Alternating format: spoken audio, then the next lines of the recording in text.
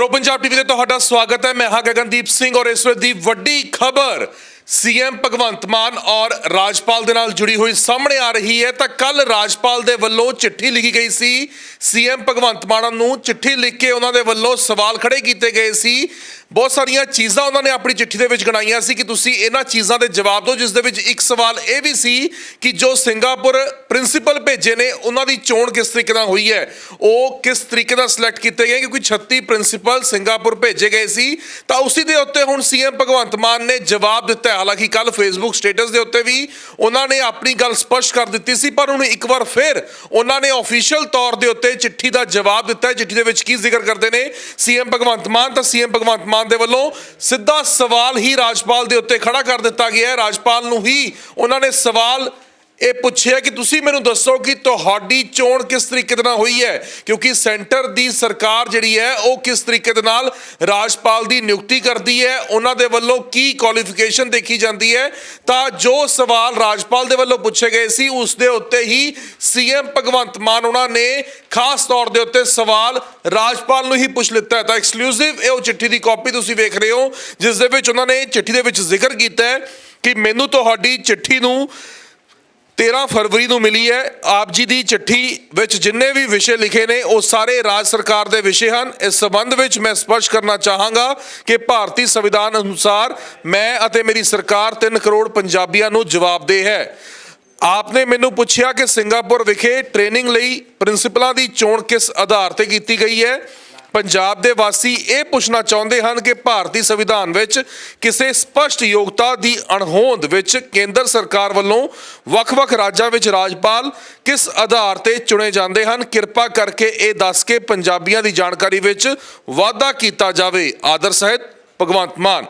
तां सीएम दे वल्लों ये चिट्ठी हुण दोबारा राजपाल नूं भेजी गई है। हालांकि राजपाल ने 5 चिट्ठियां नाल लगाईयां सी, उन्हां दा जिक्र कीता सी कि इन्हां चिट्ठियां दे जवाब जो ने वो हुण तक नहीं प्राप्त होए, पर हुण सीएम भगवंत मान ने चिट्ठी जो है वो बनवारी लाल पुरोहित जो कि पंजाब के राजपाल ने उन्होंने भेज दी और सवाल उन्होंने ही पूछ लिता कि तुसीं जवाब दे दिओ कि तुहाडी ये चोण किस तरीके नाल हुई है। तां सीएम वर्सिस राजपाल लगातार वधदा जा रहा है।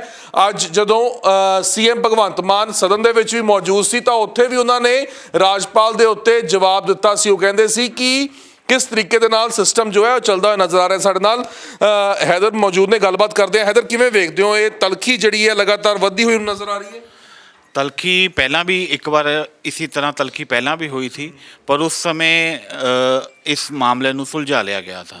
लेकिन एक बार फिर जिस तरह गवर्नर ने सवाल चुके उस तो बाद सीएम का रुख इस बार कुछ ज़्यादा सख्त नज़र आ रहा है। और अज विधान सभा ਦੇ ਵਿੱਚ ਵੀ ਜਿਸ ਤਰੀਕੇ ਨਾਲ ਉਹਨਾਂ ਦੀ ਬਿਆਨਬਾਜ਼ੀ ਸੀਗੀ ਤਾਂ ਕੀ ਖਾਸ ਕੁਝ ਉਹਨਾਂ ਦੇ ਵੱਲੋਂ ਗੱਲਾਂ ਕੀਤੀਆਂ ਗਈਆਂ?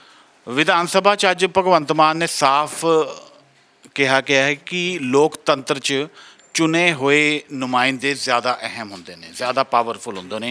तो भगवंत मान वालों एक कहे गए ये शब्द साफ संकेत ने कि वो झुकण वाले नहीं इस बार, तो वो आर पार की लड़ाई लिए तैयार ने। एक चीज़ होर जिस तरीके ਨਾਲ ਦਿੱਲੀ ਦੇ ਵਿੱਚ ਅਸੀਂ ਵੇਖਿਆ ਹੈ ਕਿ ਕੇਜਰੀਵਾਲ ਵਰਸਸ LG ਬਣਦਾ ਹੋਇਆ ਨਜ਼ਰ ਆ ਰਿਹਾ ਹੈ। ਕਿੰਨੇ ਸਾਲਾਂ ਤੋਂ ਹੀ ਇਹ ਰੇੜਕਾ ਲਗਾਤਾਰ ਬਰਕਰਾਰ ਹੈ, ਤਾਂ ਹੁਣ ਉਹੀ ਸਥਿਤੀ ਪੰਜਾਬ ਦੇ ਵਿੱਚ ਭਗਵੰਤ ਵਰਸਸ ਗਵਰਨਰ ਹੁੰਦੀ ਹੋਈ ਨਜ਼ਰ ਆਊਗੀ। सेम सिचुएशन है गगन, सेम जब तो 2015 तो असीं देखते हैं कि केंद्र च केजरीवाल की सरकार बनी है, उस तो बाद तो लगातार उत्थे पिछले तकरीबन 7 साल हो गए ने यही टसल चलता आ रहा है।